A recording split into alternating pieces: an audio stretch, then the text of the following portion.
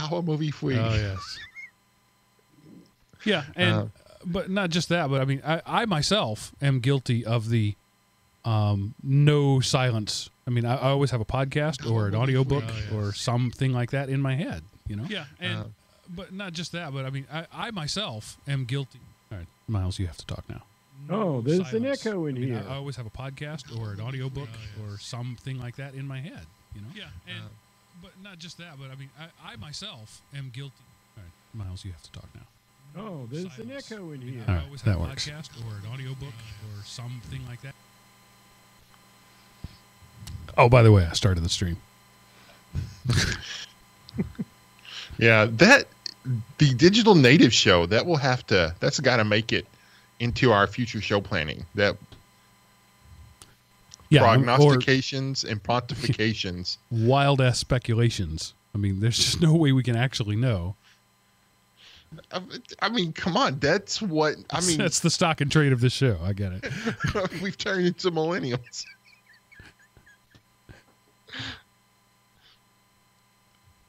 If we waited till we actually knew what we were talking about to say something, these shows wouldn't exist. Nope. All right. I think I'm ready to go.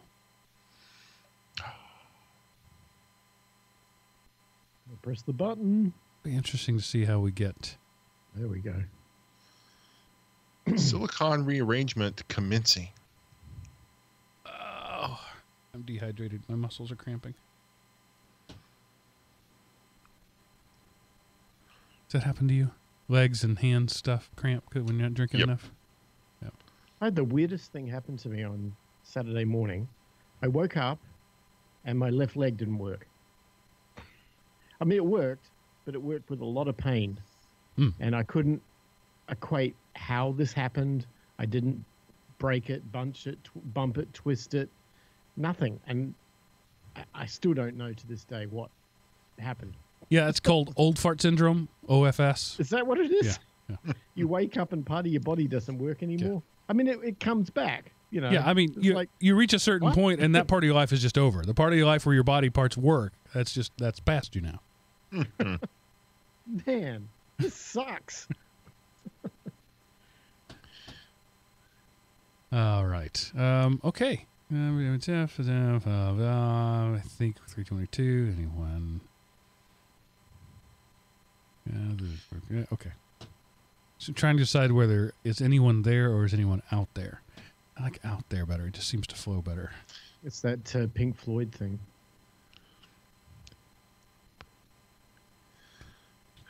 Man, that you said that, Mark. All of a sudden, I don't know where, but a musical I did, like a Christian musical our youth group did. Songs started flowing through my head when you said that. So you're welcome. Yeah, you'll have that earwig from now on for days now. All right, here we go. Starting all devices and timers and markers and stuff. I was already going. I push a lot of buttons to start the show. I'm just saying. All right, here we go. Hello, everyone, and welcome to the Geek Rant, episode 322. Is anyone out there? Recorded April 8th, 2018, and brought to you by Element Opie Productions. ElementOpie.com. Welcome back, ladies and gentlemen, to Drive Time Radio for Geeks. I am your host, Mark, sometimes known as the Sultan of the Soapbox Cockerel. And joining us this week, as always, are your two stalwart co-hosts, Seth, the Gooey Kid Anderson, and Miles, the Oxygeneer Wakeham. Hello, gentlemen. Hey, Mark, and welcome back, fellow Opie-ites. I don't know what I was about to say, but I'm sort of semi-recovered. That worked. Hello, everybody. How you doing? All right, greetings. The second week in April, I just feel like it should be some kind of. There's been holidays. This was spring break for my kids, and it's the last break before school, and they're like, there's no more vacations. There's no more Mondays. There's no more days off. Yeah, but you only got 6 weeks left, so deal with it. Just a quick thing. Every now and then, people who don't know any better commission me to make pieces of furniture for them. And just this last week, a coworker of mine commissioned me to make a table for her out of black walnut. I'm super excited to work with black walnut. It's a super expensive wood, and it's really nice to work with. And I was at this. I happen to live half a mile, maybe a mile, from this great lumber yard that people come literally from other states to go to, and I happen to be able to just walk right in there and get stuff like babinga and purple heart and zebra wood and all that sort of cool stuff. And I was going through their stock of black walnut, hand picking each of the pieces I needed. It was so exciting. So if you're a wood guy, you know what I'm talking about. If you're not, you don't have any idea why I'm blathering about walnut, but it's a great wood. So that's all I got to say about that. My father-in-law was a wood turner, as a hobby. Right. And we used to have him fly out from Australia and stay with us for a couple of months every few years. And he would take me on wild wood hunting journeys. California redwood was one of his favorites, and every version of mesquite I think I've come to know and love. And what this guy could do with wood is amazing. So yeah, I hear you. It's a fun thing. Yeah, I am little more than an aspiring woodworker, but I'm happy to do that. Seth, what is the things our fathers saw? Okay, well, this is me reading a nonfiction book. So taking a break from, zombies and shoot 'em ups and everything. So this originally grew out of, this person was a history teacher, and he commissioned his students kind of from the New York area, kind of upstate New York, to go out and interview their relatives who had fought in World War II. This started in the 80s, and there was so much stuff come in that he kind of arranged it all and put it into a series of books. The first one is set in the Pacific Theater of Operations, and so it's kind of a first-person story, paragraphs, maybe a couple of pages about individual people interspersed with kind of the overarching narrative of how the war was going in the Pacific at that time. So it was just, it's a nonfiction work. It caught my interest, and it falls into the Kindle Unlimited thing that's right at my sweet spot financially now. And so this was, and it's like going to be I think there's 4 books in it, but just a World War II kind of memoir history thing, because, as a nation, we're losing more and more World War II veterans every day. That's true. That name, Matthew Rosell, rings a bell, but I cannot put my finger on it. Was he doing anything other than these books?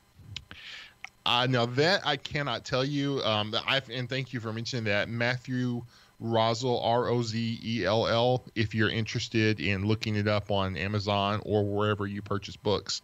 So I haven't researched whatever else he's been involved in.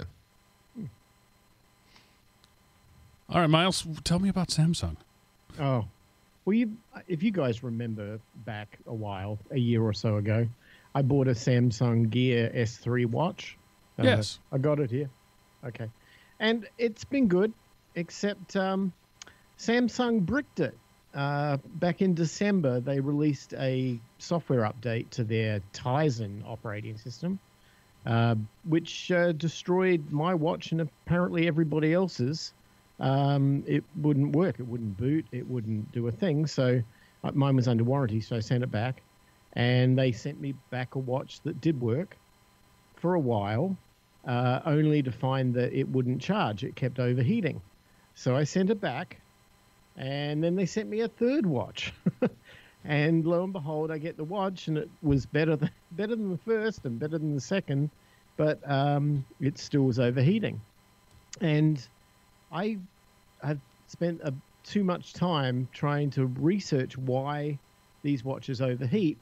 And it dawned on me, if you guys remember, back in the was it the Samsung Galaxy, yep, the Note 7, was it? I think the one that you couldn't bring it on a plane and it kept blowing up and everything. It sounds like Samsung across the board have crippled their charging software on all of their devices, so that if it senses anything more than a slight rise in temperature, it will shut down the device. It won't let it charge. So the way of getting around this for me, I put it in the fridge. I literally charge my watch in the refrigerator, and it works just great. So, so if anybody has a Samsung device, and there you go, that's how you fix it. So do you like get one of those little USB power packs and plug it in and put those both in the fridge, or do you have the wire going through the door? I have the wire going through the door. I get one of those 2 cable extensions, and I plug it through the door and into the back of the transformer to the thing, and I charge there. It works, right? Whatever. Samsung has had ongoing quality control issues across a line. You remember their washing machines that were literally exploding? The baskets would be spinning, and the spindle would break, and it'd fly out through the steel case. They're a big company. They make lots of stuff. And over the last few years, they've just had a real hard time with quality control on these things. Yeah. Not a good sign. No, it's not. I mean, what are you going to do if you've already got the device? You're not going to be out. They won't take it back. And, you don't, if it works for you, it's great. It's just a matter of the thing has to charge. And it's a part of that classic, and we're going way long in the segment, but that's okay. It's that classic race to the bottom that we've talked about with Americans that we sort by price first, and then don't worry about everything else comes subject to price. And so as they're trying to race to the bottom price-wise, you end up getting stuff that can't be made high quality because there's not a market for high quality stuff anymore. Mm. Yeah. So if it breaks just out of warranty and forces you to buy another one, is it really a bad design, or is it guerrilla geniusing? I don't know, but I long for the days when you bought a watch in 1960 and the thing lasts 50 years because you paid a lot of money for a quality watch, and but when everything's digital, it's like everything's throwaway. It's kind of it's not just the digital world. I'm about to buy my 3rd set of couches in 15 years, just because I have kids and they've destroyed my couches. But remember when you would buy a Lazy Boy and it would last 20 years and you throw it out because the style was no good, not because the product was no good? Yeah. And I've got one of my couches is like sitting on the ground. The internal framework is broken. None of them recline properly. And they're less than 8 years old. And it's just, I went to the store, one of these cheap room store, one of those places, and we commented that the couch was 8 years old, and salesman was like, "Oh yeah, you got a good run out of that one." That they're just expecting them to fall apart in 5 to 7 years. Yeah. Yeah. All right. So today's show is about a different type of expectations. This is sort of Seth has been programming the month of April, and so he wanted to talk about these darn whippersnappers today and their inability to have communications outside of the internet. And really, it's what a lot more than that. It's how does the changing nature of communication, the changing nature of truth, change the nature of connections between individual. He's calling it our fragile connection. So Seth, I'll just let you take it away from there. Okay. We live in a day of supposedly robust communications. We're sending each other emoji pizzas and cat videos all day long, whereas our parents and grandparents used to write letters and they had such meaning. People still have them, but yet who cares about a text I received 5 minutes ago? So I thought about, the internet was created originally. It grew out of a DARPA concept of we wanted a networking communication infrastructure that could survive a nuclear blast, and maintain redundant. And so I just thought, we have this supposedly robust system of communication, but is it really that robust? It seems like the more invested in digital technology we get, the more fragile it becomes, and the more we don't know what to do when we don't have it. There's a classic South Park episode where the internet goes down and people didn't know what to do, and newscasters couldn't figure out how to get news because they couldn't look up stuff online, and all of those kind of things jumbled together and brought out this show. So I don't know how many of these topics we'll get to, but the first one that I wanted to talk about, just simply because it's more sensational and kind of been in the news lately, is how one of the ways that our communication is so fragile is that we are at the mercy of social media companies. And there is a link. These links will be in the show notes. There was a study put out about how fast fake news propagates throughout the internet. And I'm not talking about sites like The Onion, which is classic comedy and hopefully it will exist forever. But, you know, people print lies and clickbait articles, and they don't even care if it's right or wrong. They just have an agenda, or they want ad revenue from all the clicks. And so there was this study that these sensational headlines that are not even true, or the body of the story is false, how quickly, you know, oh, look, one tweet or one click, share to Facebook, share to Google Plus, you know, tweet or text to your friends or whatever. And there's hundreds of other sites out there like that. And you can just forward this stuff and go, oh, wow, you know, the word "the" is in the title. I'm going to forward that. And, you know, you haven't read it, but you're going to pass it off as something coming from you. And so that's just one of the ways that we are subject. And before we kind of go on, guys, do you have thoughts about how we get so inundated with fake news, it makes us just give up on it, and we don't even recognize real news when it comes around? Well, my take on this is it's the classic industrialization. Mechanisms, be they digital or analog, take what people can do and do them faster and better. And, you know, it's just been the thing that we've seen throughout everything. I mean, originally, Native Americans traded wampum beads until somebody invented an automatic wampum maker and flooded the market with wampum. And, you know, just you could go a thousand different ways with that. And I think, you know, Mark Twain had a quote that says, "The lie gets halfway around the world before the truth has a chance to put its pants on." And that was well before the digital age. The truth is that truth has always been relative, and truth has always been less interesting than lies or half-truths or characterizations. And so the digital world just makes it faster and easier. But I honestly don't think it's in a change at all. Miles, what do you think? Well, I like to question perceptions on things and shake people up a little bit. So I'm going to ask a question to try to answer your question. Why do we need the news? I don't think we do. I don't think we need the news, personally. I think that the reason why we need the news is because there's a hell of a lot of FOMO going on out there, fear of missing out.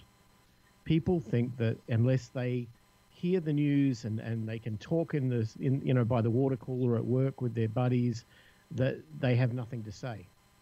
And that's a problem. We shouldn't be spectators of the news. We should be making the news.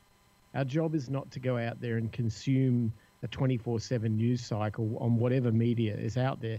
Our job is to go out there and change the world in whatever way we can do it ourselves and be the news.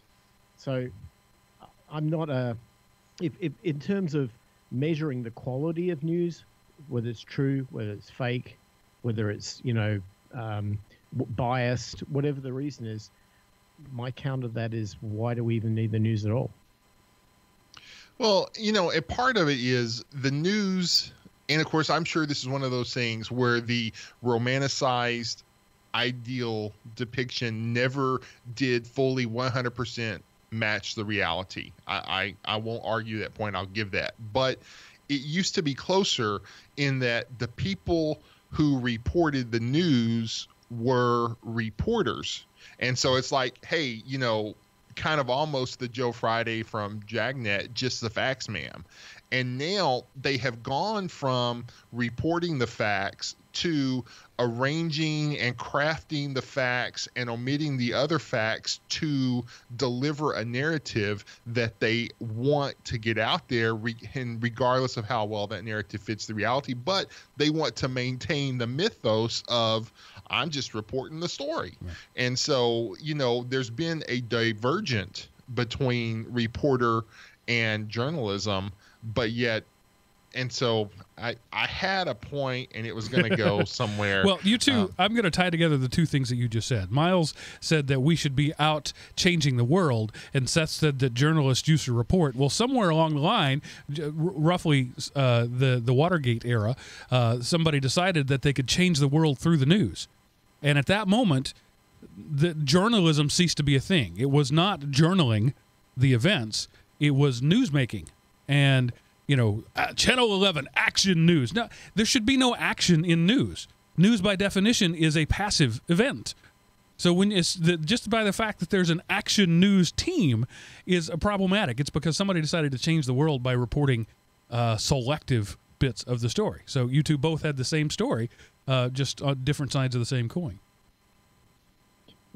Yeah, and like when you watch the local news, it'll be 10 o'clock at night, and they'll have a reporter on the scene of something that happened at 6 in the morning, and it's black and there's no one around, but this reporter is out, in the rain.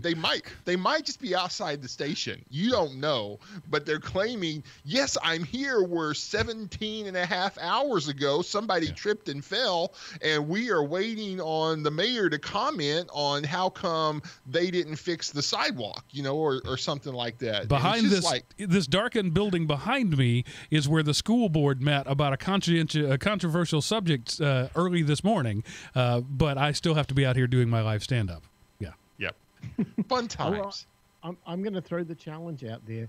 Spend this week not consuming any news, at least say for 3 or 4 days, and at the end of 3 or 4 days, work out if you're any better off or worse off for not having done it. And I would say there's probably about an 80% chance you're better off, because the time that you weren't sitting there wasting away consuming news that has no relevance to your life whatsoever is probably time could have been spent going out there and making money or doing something, spending more time with the family, et cetera, et cetera. And I don't know, you'll thank me for it. Trust me. I blame CNN, and of course blame is not the right word, but CNN decided to make money off of news. Prior to that, news was a loss leader. It was a thing you did out of a sense of social contract to do the right thing if you were a media corporation. Well, Turner said, I'm going to make money off of the news, and the problem is he succeeded. CNN became a huge money-making event. And then other people said, oh, you can make money on the news? And so that invented the world we are today. And so today you have the info babe standing there in the lowest cut blouse she owns. Might as well be a booth babe at a convention. These chicks, they're just reading the news or reading a teleprompter and adopting that professionally neutral tone with graphics going all over the place. And if you want to see the perfect parody of this, go watch Anchorman 2. It's a brilliant parody of what news has become. But I want to move on because there's more than just news. Because most people today, particularly the millennials, I'm not picking on you, I'm just saying this is what studies say, get their news from Facebook and from Twitter and from Reddit. But the issue is that those are not neutral organizations. Neither is CNN, neither is Fox News. But they're not only politically biased, but they're also digitally biased. They're trying to give you only the things that you're interested in, and so that's not the full story. And so you're subject to not only the whims of the owner, but also the algorithms they write. Right, and so if you want to, I don't understand how people are so afraid of guns. I mean, okay, yes, I understand it because people, don't have guns as a part of their life. And, every time, something happens that involves a gun, it was bad. Guns killed 87,000 people in the history of or something stupid like that. You're just like, man, I remember when I went to school, you could have fielded a militia with the rifles and shotguns and pistols in the parking lot of the student section in the high school. To be fair, that was Texas. Yeah, and it's country, I mean, granted, we weren't in downtown Dallas. We were in a little two-way school where I had to drive 6 or 7 miles to get to school.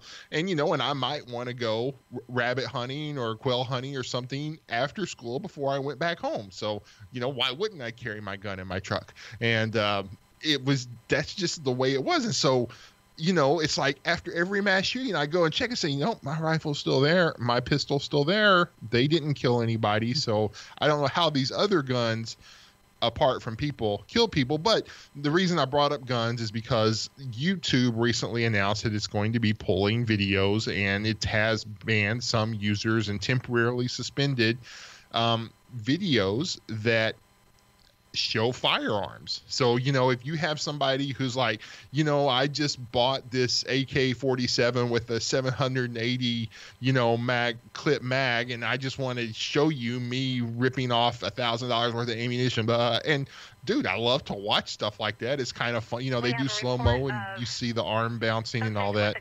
And it's but now you're going to remove the fact that, hey, somebody used a gun and didn't kill people. We can't have that getting out to distort the gun debate that we want to see banned, because that goes against our social political agenda. And since you don't pay money to access Facebook and, YouTube Red, you do pay a little bit now to get it ad free, you are their cash cow. And so they're packaging you and all these other people and selling ads to get that. And so, you are at the mercy of the companies whose products you consume. And it's always been that way. Well, and, YouTube is a little extra sensitive right now because somebody just walked into their headquarters and shot up the place. Nassim Najafi Akdam, I have no idea how that's actually supposed to be pronounced, shot and wounded 3 people and killed herself. And we're not hearing a lot about this. And, I'm going to show my, liberal or rather conservative bias here. It just so happens that this is a Muslim female liberal who killed people with a gun, and we don't hear about that. There's been very little news coverage about this, very little. In fact, I had to hunt for this news story that I'm reading right now on CNN. It wasn't blasted all over the place. Not like if this person had been a redneck at a country music concert, we'd know everything about her. We'd know her name, her blood type, her the color of underwear she was wearing, but we don't. So that, again, I'm just going back to the fact that, that's not going to sell newspapers. And so we're going to tell part of the story. But understandably, YouTube is a little sensitive about gun videos right now. They have a right to be. And that's, I have long since advocated owning your own stuff, putting stuff on your own servers, controlling your own stuff. Because if you put something on YouTube, if you have sunk your money-making efforts into YouTube, and you just happen to be a guy who owns a gun shop and does gun videos, well, you're in danger now. Yeah, and there has been many a time where Facebook has reconfigured their algorithm. And so a lot of, there are churches and other businesses and organizations advertise their upcoming events via Facebook. And so you're planning this outreach, and then all of a sudden the algorithms change, and what you thought was going to reach, 17,000 people in the 3 counties closest to you instead reached 5 people halfway around the world, because Facebook changed their algorithm, and they didn't give you advance notice, but they were still happy to take your money for advertising that you purchased. Again, this is the thing. You're not paying for the service. You are the service. And so you're at the mercy of the company. And granted, you did pay for the advertising, but you were at the mercy of the company and the changes they made. Whereas if you have, stuff on your site, then you get to direct the content that's out there. And granted, your site doesn't get the visitors that Facebook gets. And so that's why you pay money to hopefully capture some small percentage of Facebook's traffic. But this is just another one of those things where we have this robust communication that was designed to withstand a nuclear attack, and yet we're getting lost in the shuffle because we don't agree with, or we're not privy to the internal workings of the company who controls, and make no mistake, they control this gateway to the wider internet. Well, that control's been around for a long time. I mean, if you remember, if you have the ability to remember back 20 years before YouTube was even a thing, you couldn't produce your own video content and release it to the world. I mean, you couldn't. The distribution media controlled that voice. They controlled your ability. You might have been lucky enough to get a cable TV show, on public access or something, but that was about as far as it went. Your ability to produce video content stopped because of distribution. When the internet opened up distribution and sites like YouTube came out and enabled you to tube, right? Then all of a sudden you can reach a global audience with whatever message you choose to reach. That was the promise of the internet, if I remember it back in 20 years ago. It was the ultimate, everybody can become part of the story, right? We're all contributors now. Well, the problem is, and this directly relates to the incident this week, YouTube has chosen to take a nanny state position, whether it be on firearms, whether it be on monetization of host content, whether it be on if you put too many F-bombs, you're not going to, get any advertisers.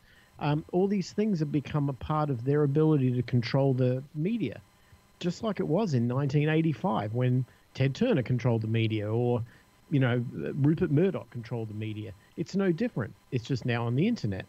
But the thing is, though, there is a way around it, and people don't seem, it's laziness that seems to have stopped people from taking advantage of this. There are other sites out there like DTube that can do YouTube and keep it in everybody's control by using blockchains. And yeah, a lot of people say, yeah, but I can't make any money on that. Well, you probably can make a little bit, but no one's going to stop your voice. And if they say, well, yeah, but no one watches that sort of thing, you know what? Build it and they will come. You go out there and you put quality content on that form, watch the punters come to you. You don't have to be controlled by YouTube. And in this particular case, this girl who went and killed herself and shot up the place last week, she was pissed off that YouTube were demonetizing her videos and stopping her getting exposure. And that was her whole message. And the news media, it took them ages before the news media even came forward and told the true story. They were trying to say, oh, her boyfriend was there and this was a spat with something. No, it wasn't. She was one of the millions of YouTube hosts out there who whine all day long about how YouTube are demonetizing it and stopping them have a voice. And I look at it and go, well, 20 years ago, you wouldn't have had a voice anyway. So you're getting something for nothing, which you should be, happy about. And second, if you don't like it, go to DTube. They won't stop you. But to go out there and shoot the place up, really stupid. Really stupid. And that's not the only way that the connectedness of our world is so fragile that things physically can go wrong. And we depend on the internet now in such a way that, when I was 20 years old, I could not have imagined how dependent we are on this internet. I mean, there are things that I simply cannot do. Banking features. My bank is only open between 6 a.m. and 6:02 a.m. or something like that. Apparently, they don't believe in being open when I can actually be there. You have to take a day off to do any banking. So all of my banking would be impossible without the internet. And that's just a frivolous thing. But this show, for example, could not happen without the internet. It's just not possible. There's no way I could, record all this on cassette tapes and ship them off to all the countries that we have listeners to. So there are things that can't happen without the internet today, and we've become dependent on them. And we're subject to market crises, factors. We're subject to just simply personal preferences. We're subject to algorithms. We're also subject to just stuff breaking.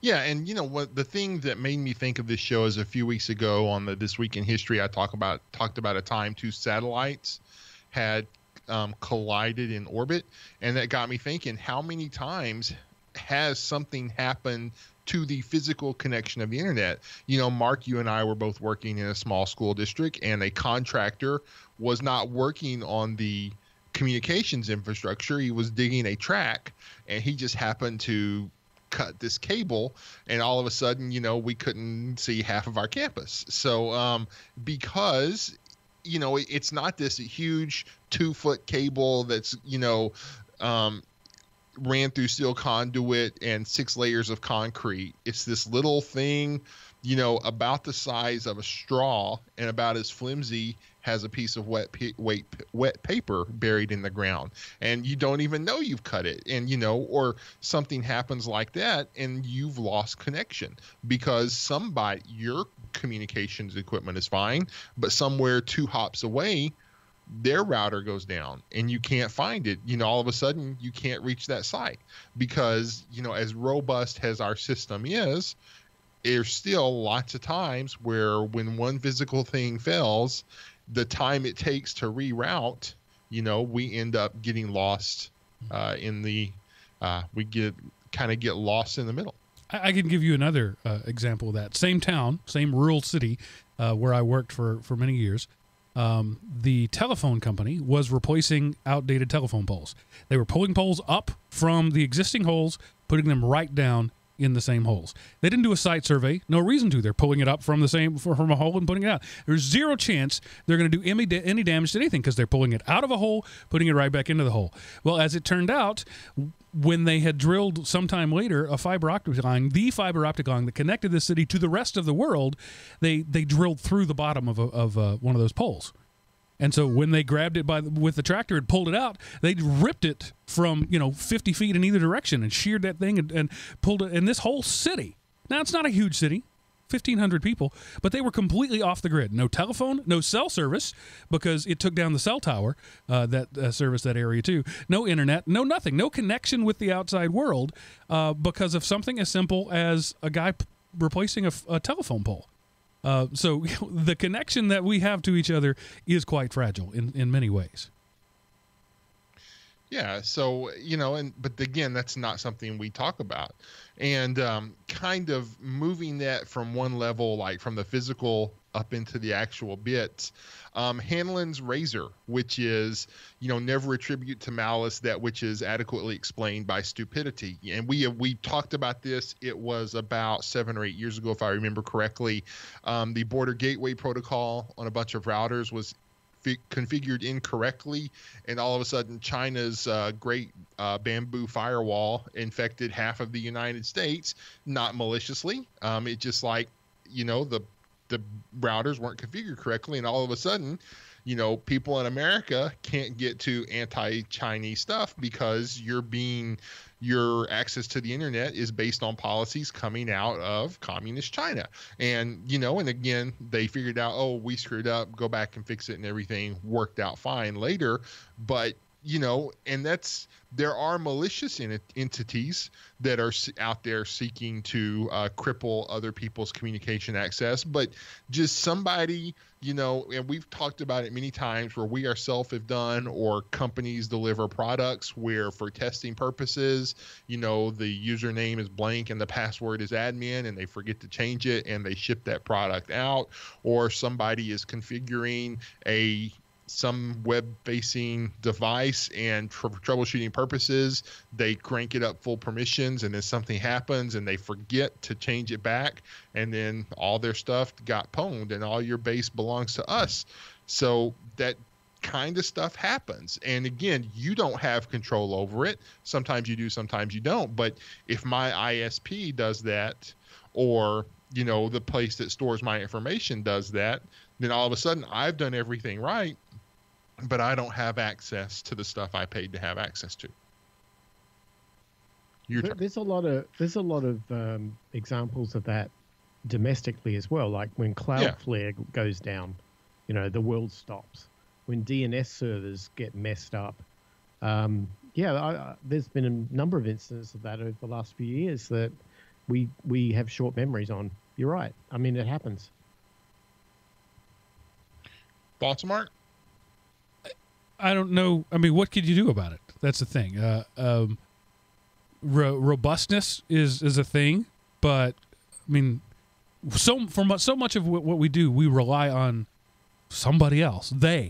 Whoever they is, they are responsible for backing up our data. They are responsible for making sure we have redundant paths to the internet. They are responsible for security. They are responsible for the internet background radiation that surrounds the world. And there's not a whole lot we can do, right? Well, no, I mean, you are right there, but it's just something to be aware of. And you can make contingency plans to, do you only have one way to get to the internet? Is your information, the classic axiom of backing up? If you don't have your data stored in 3 separate places in 2 separate locations, then you don't have your data. So, something like, and, we talked about it before where cloud storage providers can go out of business and not give you any warning. And, your wedding video was there and then your wife wants to watch your wedding video that night. And you have to say, honey, it doesn't exist anymore. So if you store everything on the cloud, then what happens, when the sun comes out and burns the clouds away? So, Miles, thoughts? I keep everything I have and I care about within arm's reach of me. I don't trust putting things on other servers. I can't say that that's a perfect science. It's not. I'm not an island, but at the same time, I'm also not naive enough to think that other people have my best interests as their best interests.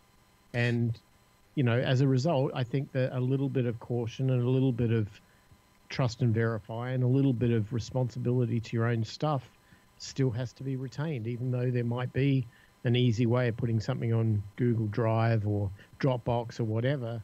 I still like to keep my stuff close to home. That's just me. And you said the magic word. This show is not about solutions. It's about responsibility. But believe it or not, you have a responsibility in everything we've talked about to decide what information is right for you. Miles says turn off the news, but you can't be uninformed about all things. You have to find the information sources. You have to vet those information sources. You have to ensure that you're not being tailored out of the truth in your search results. You have to take responsibility in your own sphere of the world for making sure that the things you can control are under control. Have you checked your batteries in your smoke alarm recently? That has nothing to do with the internet, but it's a sphere of personal responsibility that we are, as a society, they are taking over responsibility. We're just surrendering responsibility to they in so many different ways.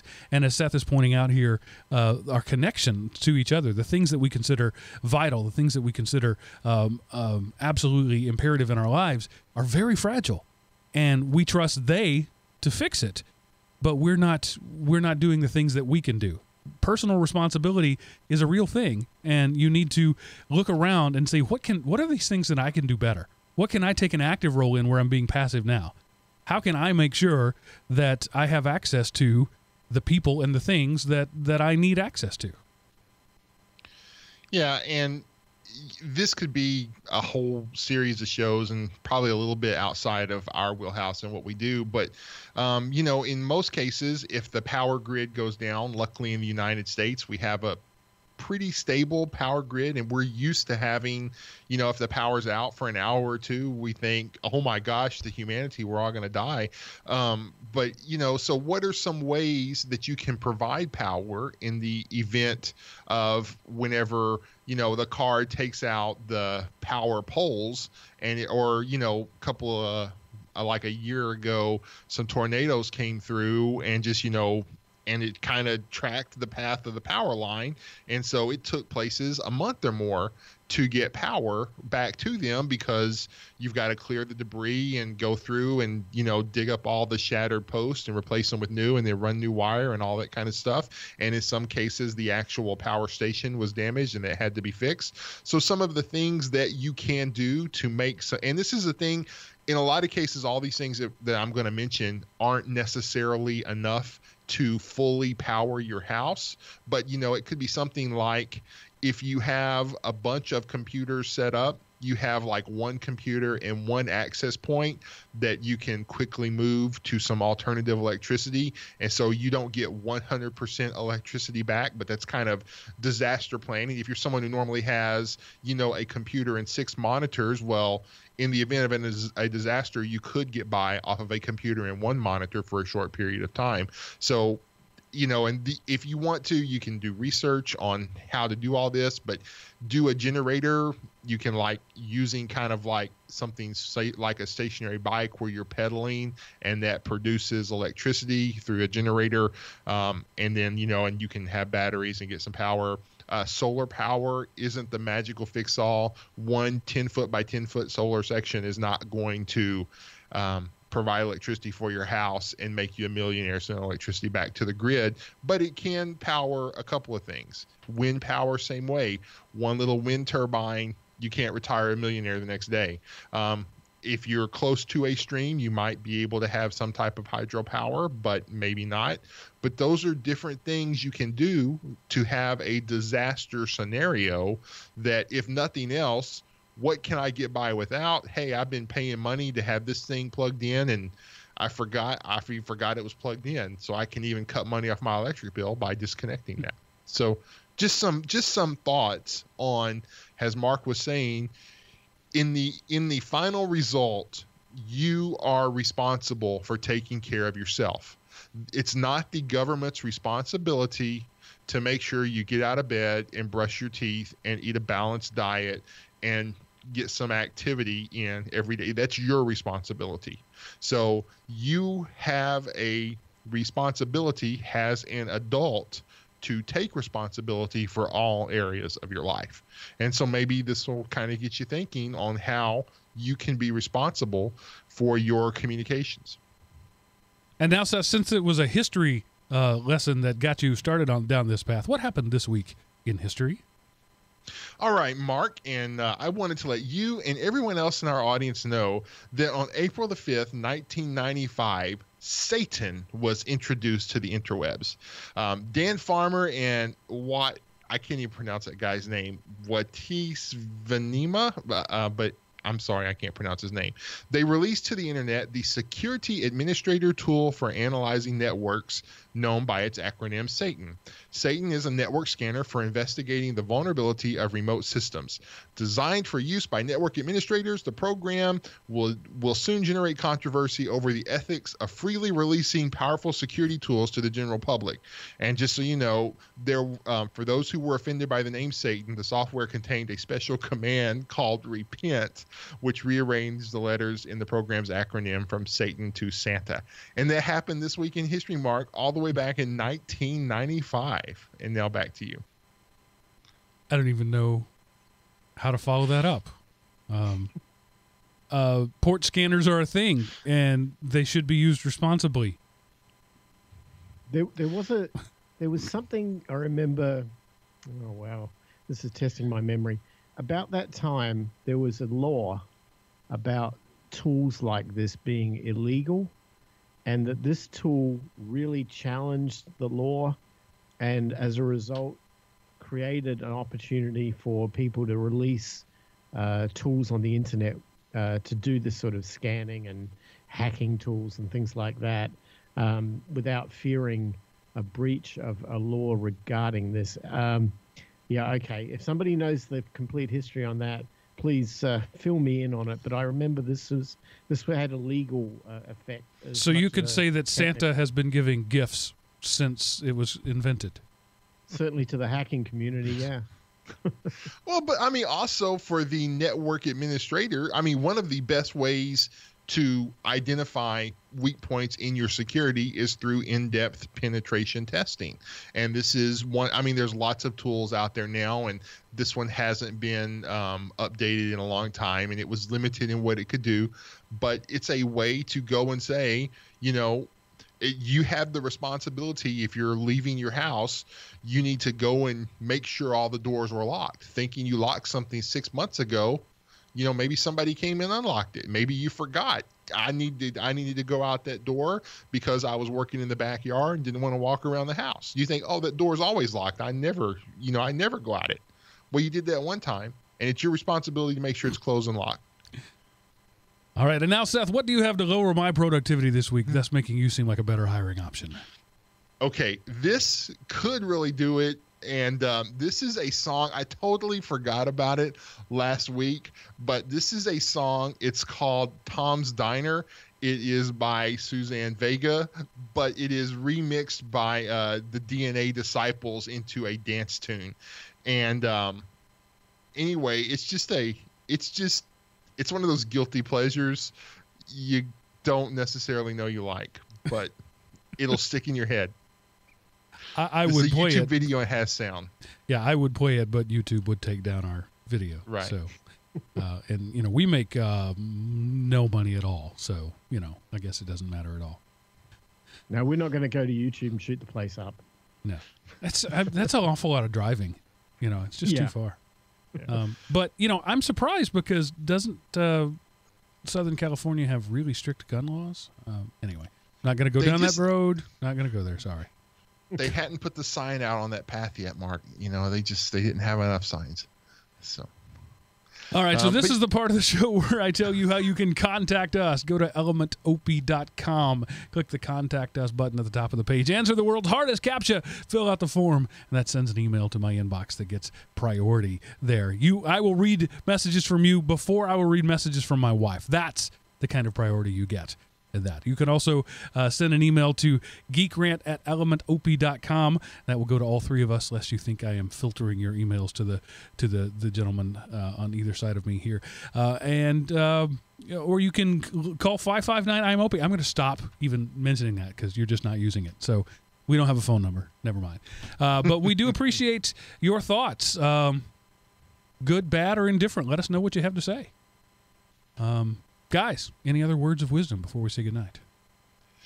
That song, Tom's Diner, was instrumental in the birth of the MP3 algorithm. So just for all you geek lovers out there, we wouldn't have the MP3 algorithm. And, of course, some audio snob purists will say that wouldn't necessarily be a bad thing. But the creator of that realized that if he could get that, because she originally released it as just an a cappella song, if he could get that to sound good through MP3, then he knew MP3 was ready. And so she's the grandmother of internet audio. All right. Miles, what have you got to say to us? I don't know. I was going to say she kicks the llama's ass. Now that's Winamp. That's Oh, Winamp. that's right. Well, see, there you go. I thought somebody would get that. Yeah. Interesting bit of tidbit. When the Fraunhofer Institute came up with the MP3 algorithm, the one engineer looked at the other and said, "This is great. Too bad there's not a computer in the world powerful enough to run it." And now, your watch, a postage stamp, greeting cards that you open up, play MP3s. So that just goes to show how things have changed. So I guess I got nothing more to say, but if you'd like to support us, the best way to do that is go to patreon.com and leave us a recurring donation, patronage. I don't even know what to call that there. But when I put out stuff, you pay for it. That's a good way to do it. There's also a tip jar on elementop.com. Or just go tell other people about the show. Leave us a rating and a review. I scour the web periodically to find them. I do see some out there on Stitchers Radio, Last FM, some players I've never heard of. People left reviews. Thank you for that. Please continue to do so. We've been doing this for 8 years now, and still only a handful of people care. So it'd be awesome if you could tell the world, force them to listen to our show. It's only 50 minutes long these days, so you don't have the excuse of, your show's too long.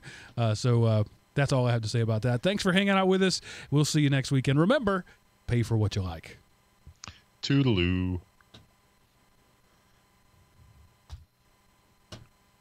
All right. YouTube people, bye all. We'll see you later.